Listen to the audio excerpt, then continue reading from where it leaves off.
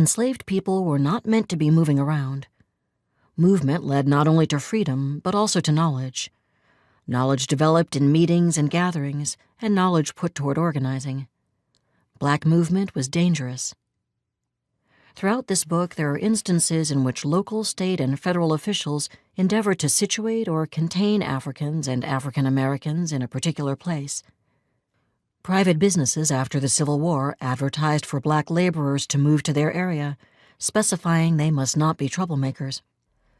A few years later, planters passed local laws outlawing departure from counties and asked armed forces to keep blacks in place, even in the face of natural disaster.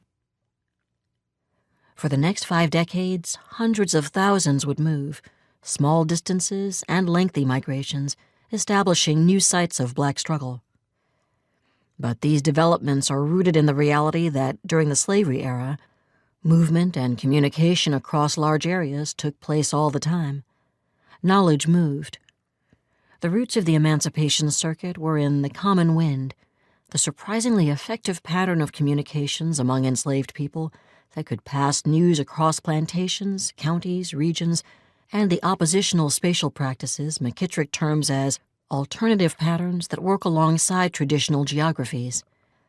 As the Emancipation Circuit emerges and develops, it sets up a series of new and alternative practices in traditional geographies and those repurposed by battle. This process began in fugitive camps, also known as contraband camps, and in settlements established by fugitives apart from the grounds of military camps. This chapter discusses the arrival at military installations of hundreds of thousands of fugitives from across the slave system and what life was like where they gathered.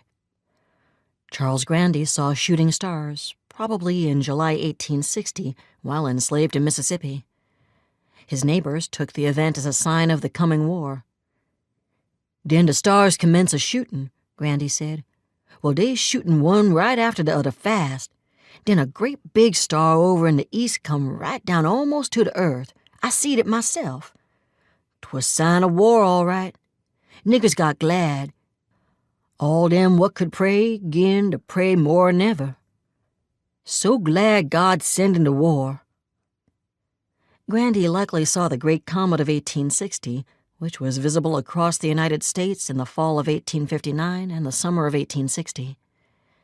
He joined his story to the history of 19th century Americans with a different view, perhaps, than most printed at the time.